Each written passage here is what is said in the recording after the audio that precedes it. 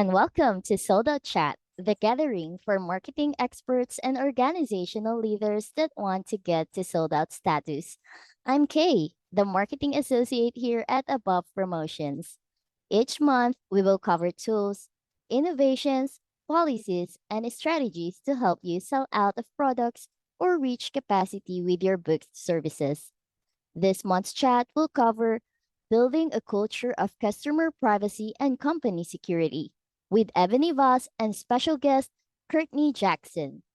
Ebony is the founder and CEO of Above Promotions and one of the few marketers in the world with an engineering degree and published research focused on human behaviors and statistical data.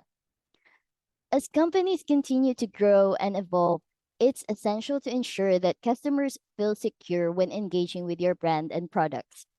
Building consumer trust with privacy and company security is necessary for businesses to succeed in today's digital age. Before we dive in and introduce our special guest, I want to urge you to stay to the end for valuable upcoming opportunities. So be sure to listen all the way through for the details. Okay, so as mentioned, we have a special guest this month. Courtney Jackson is the founder and CEO of Paragon Cyber Solutions LLC, a women, minority, veteran owned, and HubZone certified small business. She has more than 20 years of certified experience in the defense contracting industry and is a STEM advocate, serving on several executive boards and maintaining partnerships with educational institutes and nonprofit organizations. Courtney Jackson's hold a Master of Science degree in Information Security and Assurance, a Bachelor of Science degree in Business and IT Management, and multiple industry certifications such as CISSP, CISM, CHFI, and CEH.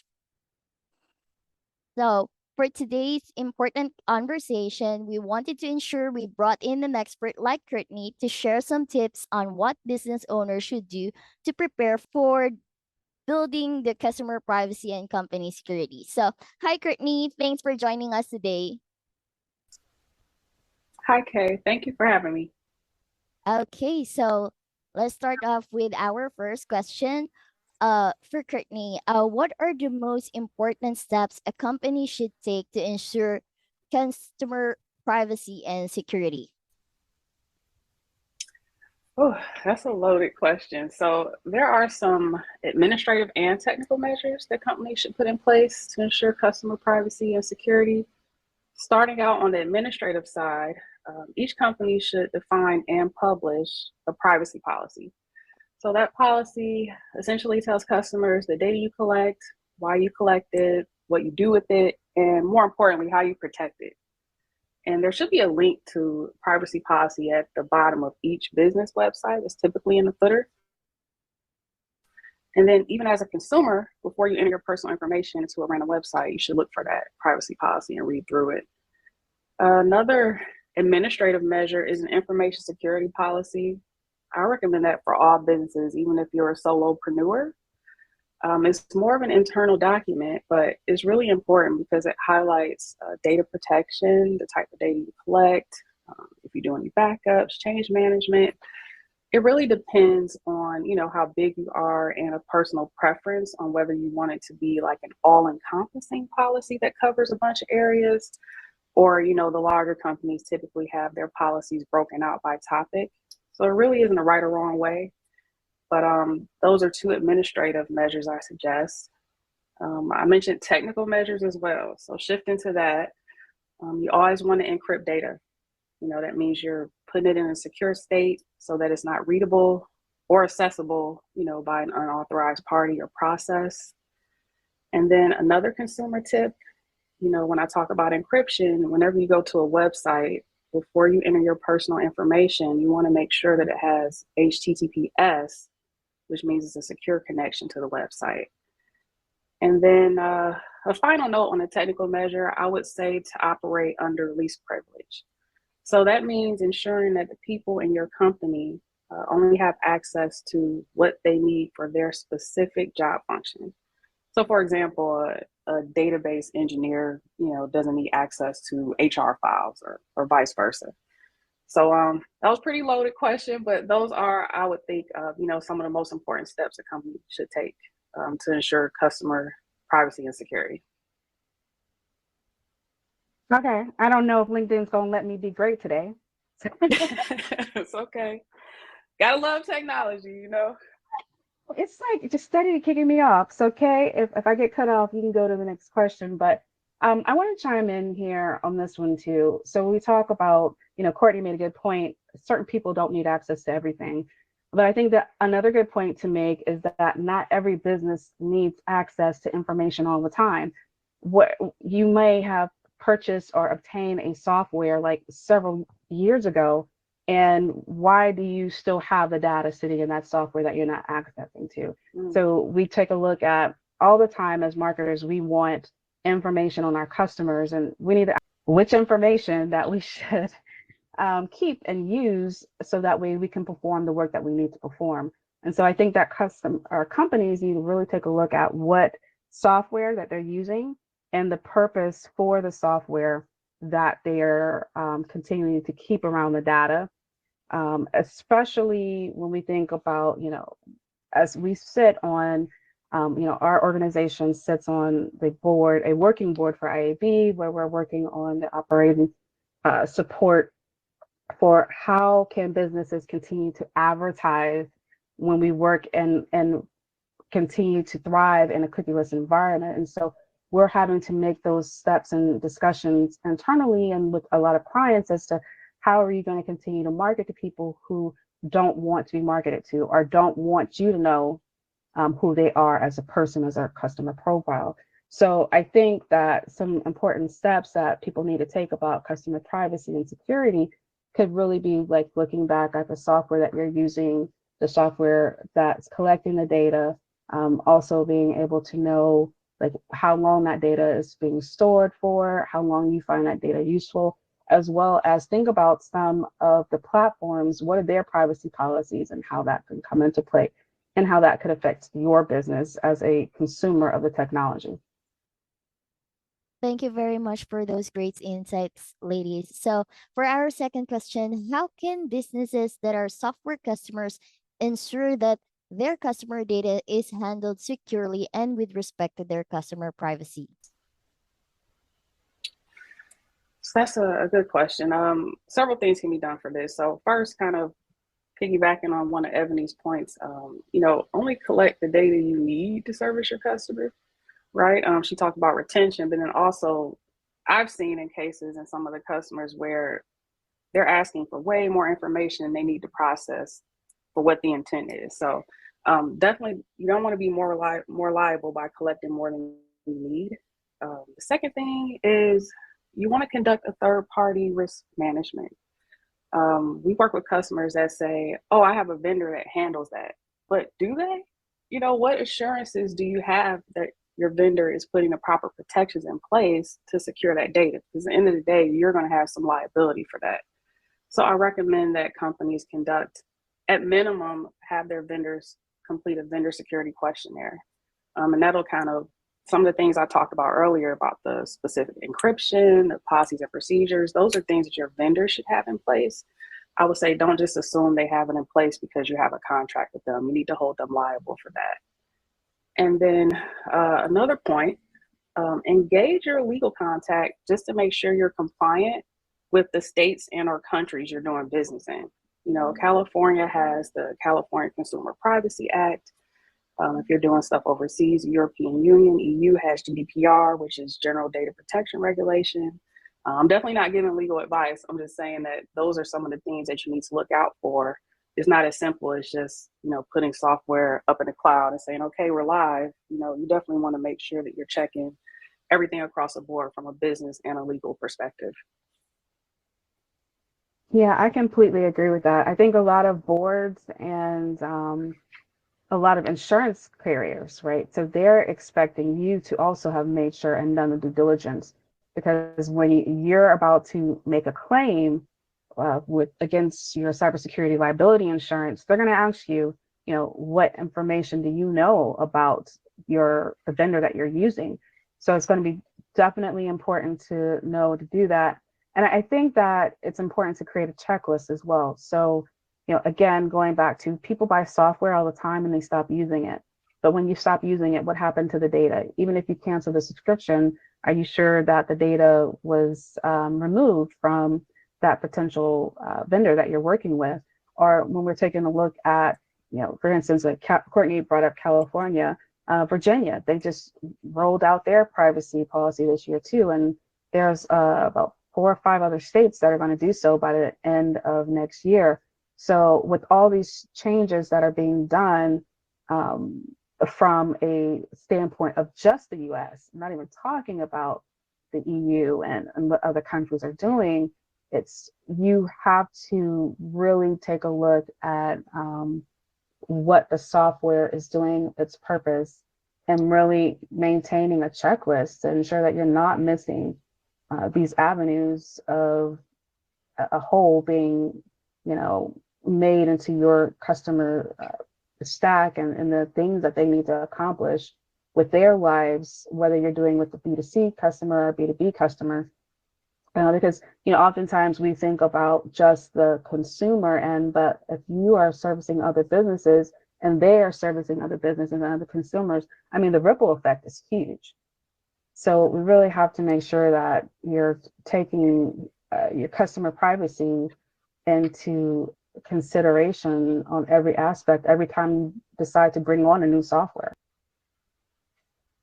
Yes, yes, right. That's a good point. I remember when we had a demo with a new marketing technology that we wanted to try, and we had to check with them about their privacy policies and stuff like that. So, yeah, that's a great point. Thank you, ladies.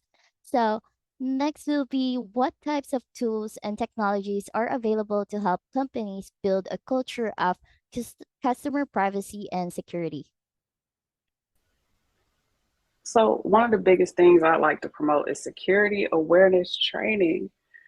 People are actually the weakest link when it comes to security. And there are a lot of different types of trainings out there. Of course, they have just the kind of generic click through trainings that some people do just to check a box. But I really like the interactive training. Like one example is a phishing test. So, there's software you can set up that'll email your employees a phishing email. And the email say is coming from someone in the company. It have a completely different email address that doesn't have anything to do with your company, but some people just see the name. And then in the text of the email, it might say, hey, click here for Amazon gift card, or it's just something to try to catch you off guard. And you click, and before you know it, oh no, a hacker could have gotten into your network that quickly. One of the good things about those interactive tests is that it'll show you the people that clicked on it. And it's not to necessarily, make them feel bad or anything, but that's important because that's a teachable moment. It's best to have them click on something during a test versus it being in production and happen in real life where it could end up being a hack. So definitely when it comes to building culture of privacy and security across the board, big fan of security awareness training. And then also kind of going back to encryption and talking more on the technical side, big fan of people utilizing VPNs, virtual private network, which is basically just a secure internet connection. And this is on a company and consumer side. I mean, companies can set up VPNs for their employees and staff to access from outside of their physical building. But even as a consumer, there are VPN programs that you can run on your computer while you're online just to give you an extra layer of security. Yeah, I agree. I'm glad that you went back and reiterated training. Yes. um, It's huge, and it it's doesn't huge. happen enough. It doesn't, and I think that people take for granted just their purpose. They don't see their business as serving some purpose in the larger grand scheme of someone trying to hack their business. And so I think that leaves them a bit of vulnerability. And I think this is where training comes into place, because during some really good training, you're able to learn more about just how people start off with just a small company, or how they utilize other ways to get into larger companies or into government systems. So I definitely love that you started off with privacy policies, and of course, like a tool like VPN. I mean, I definitely co-sign that as well. Firewalls, which I think might be what's triggering. I think my VPN might be what's triggering this LinkedIn issue I'm having right now. It's really secure. I noticed when I turned the VPN off, it stopped booting me off. So let's see what happens. Um, but I think like when we talk about training and you said like the tools for phishing, I think that rolls into what I look at as a tool is continuous improvement. So when you're building that culture of security, you're thinking about what it can do continuously improve. And those things could be like adding in intrusion detection systems. Those improvements could be just training the people who you only thought would be effective. You only thought you should just train your call center, but guess what? Your receptionist needs to know this information too. So I think that when you're thinking about moving into this state of continuous improvement, always getting better, you want your products to get better, you want your company to get better. And so you have to also think about how you want that culture of security and privacy to get better as well. And so I think that happens when you do regular risk assessments, you do regular phishing exercises, you do regular reviews of the regulations and best practices. And I think when you think about continuous improvement as a tool, I think that's another good thing to have in a company's arsenal. That's great. Thank you, Ebony. I actually remember when I first started here at Above Promotions, we do have that cybersecurity training just to make sure, that we are really educated with the things that we shouldn't be sharing, we shouldn't be entertaining stuff like that. So Ebony really does what she teach. Anyway, so for our fourth question, I would like to direct this to Ebony. How can companies increase public trust and confidence in their handling of customer data? Well, I think the best way to continue to build trust is to one, have a plan. I think when you have, and this is why we stress to companies all the time, is having the incident response plan. Having that plan in place is not just about what to do when the problem happens, but a part of that plan is actually building that trust. So before the incident happens, your current clients, the industry as a whole, doesn't look at you as though you were sleeping on the job.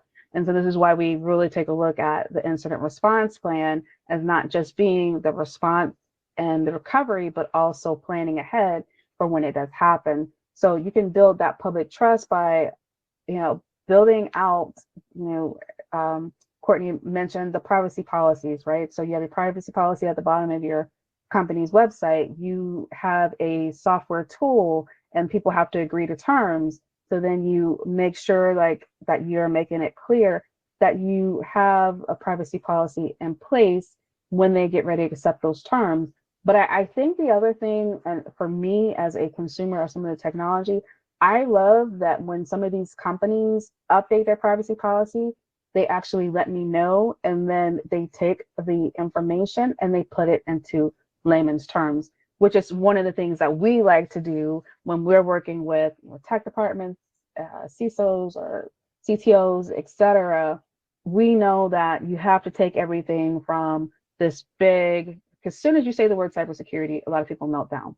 So we have to take this big term, we have to take all these technical terms that support it and then make it easy for the general person who is not in the industry to actually work with it and to understand and process that data. So to me, building the trust is okay. You have your business continuity plan, your incident response plan, but you're building that trust at that time when you're building that plan.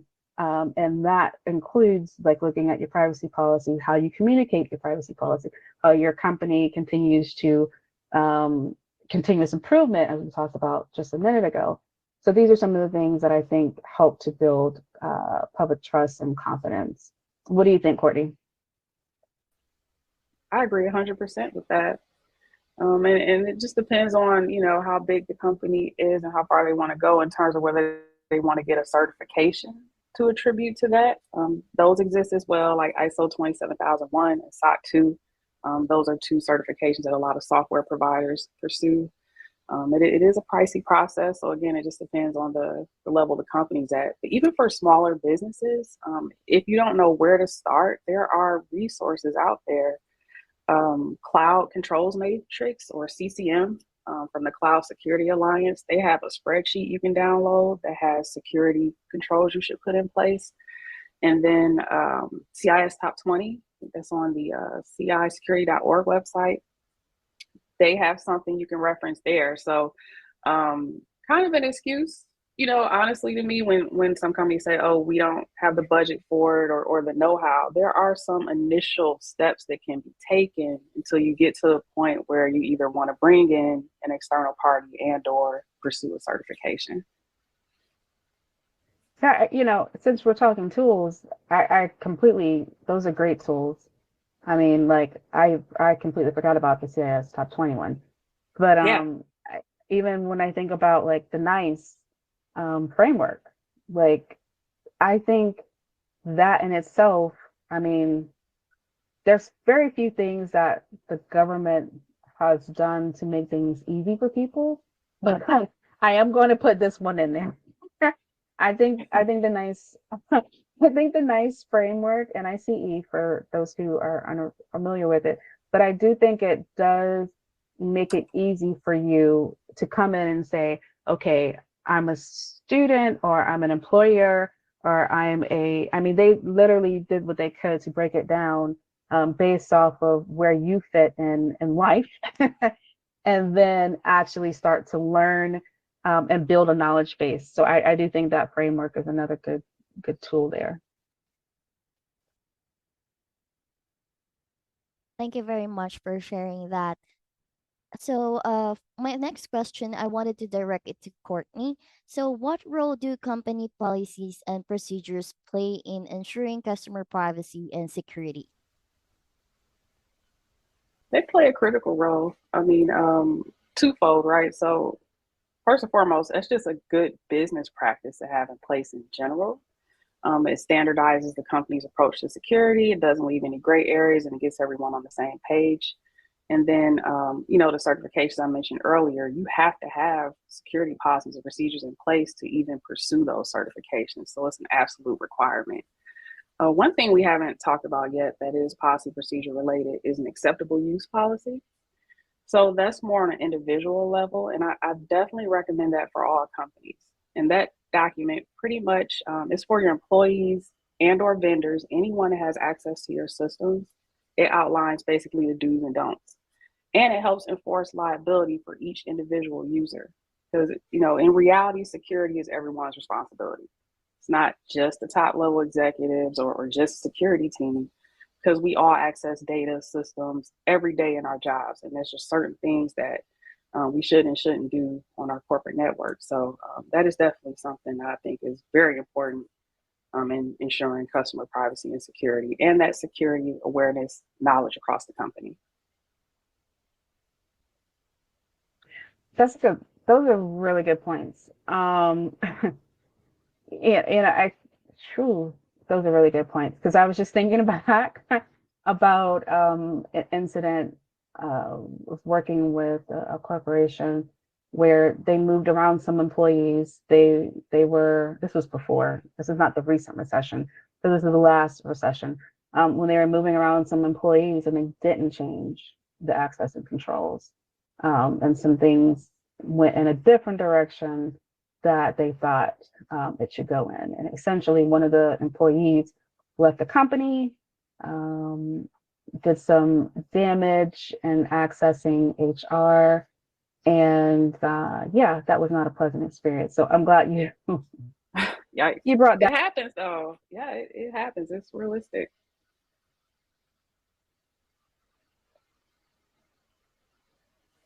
Okay, those are some good points. Thank you very much. So, for our last question, what do you see coming this year?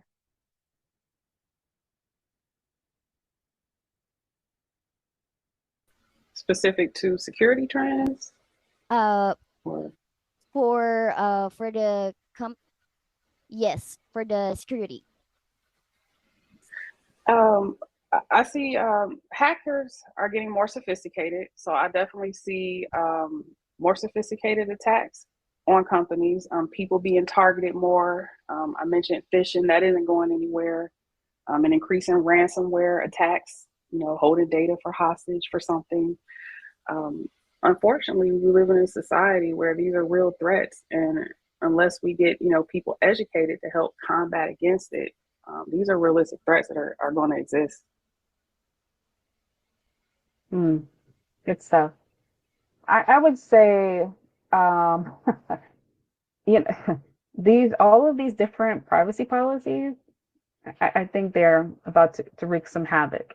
Um, so we as a society rely heavily on the internet, and it doesn't matter if you are located in a state that has something completely different than what you do. You may never actually have a client in another state, and to know that you could be in trouble for fees due to different privacy changes and how you're handling customer data.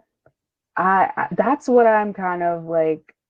I feel is going to cause a little bit of havoc, especially for people who are selling online. If you're doing software as a service, if you're doing e-commerce, I see that as actually being an issue. I mean, every time the FCC has ever made like major changes to any type of telecommunications or any type of consumer laws, there have always been people who are opportunists to jump in and want to create lawsuits. And so, I find that this is probably going to be something that we're going to need to keep an eye out on. Um, that your company is making sure that it's following the privacy policy that you've stated that you're following, and that you're following one that these states feel are acceptable. And we have 50 different states, and we can't seem to agree on a leader. So we're not agreeing on these laws. The laws are there to support us as consumers, which is great, but I think it's going to be a problem. And I think we're going to see it's going to take some of these major corporations stepping in, advocating, lobbying for a overall federal type of overview instead of a state one. And honestly, I don't see that happening anytime soon because states have been really flexing themselves pretty strong here lately. Those are really great insights, ladies. Thank you so much. So, what a session today. We really highlighted some great solutions for listeners to keep in mind. These steps will help boost the business reputation, build customer trust, and create a positive environment. So, building trust with consumers regarding privacy and company security cannot be overstated. So, we were able to cover implementation of data protection policies, educating your employees, reviewing your marketing technology stack for compliance, monitoring the access to the use of the data, and we really can't thank you enough for sharing your wisdom with us today, Ebony and Courtney. We also want to thank those that tuned in. If you joined us late, do not worry. We will have this recording available on our website, abovepromotions.com. I didn't want to chime in here real quick. I know we got a script, okay? Let me chime in. But I just want to say, Courtney, I am so incredibly proud of you. You came in town and you have done your thing. She's here in the Tampa Bay area where we're located, and being at your recent ribbon cutting for your new office, I just had this Black Girl Joy moment, and I just want to say we are rooting for you, and we are so excited that you're here in the community. Oh, thank you so much, Ebony. I really appreciate that. And likewise, you're a rock star. So I appreciate you asking me to be on here. It wasn't a second thought. I'm like, yes, let's do it. Sure, we'll be doing other things in the community as well. I look forward to it. For sure, for sure. I've got some things popping around in the back of my head, so we're going to do something else later this year. All right. All right.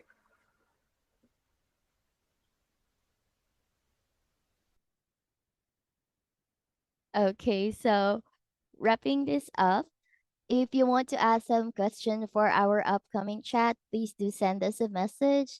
If you're not subscribed to our newsletter, you missed a couple of these upcoming opportunities. So you said Africa Trade and Investment Program is offering $250,000 to $1 million for concepts for funds and other organizations that it can utilize USAID's grant capital to reduce risk, build track records, and scale financial offerings to businesses in sub Saharan Africa. Apply today at atiprogram.com. Be sure to subscribe to our newsletter on our website today and never miss out on another opportunity. So, next month, we'll discuss how you can locate your new clients with today's marketing tech. Stay tuned to our website, abovpromotions.com, for the announcement of the upcoming topics. Thank you.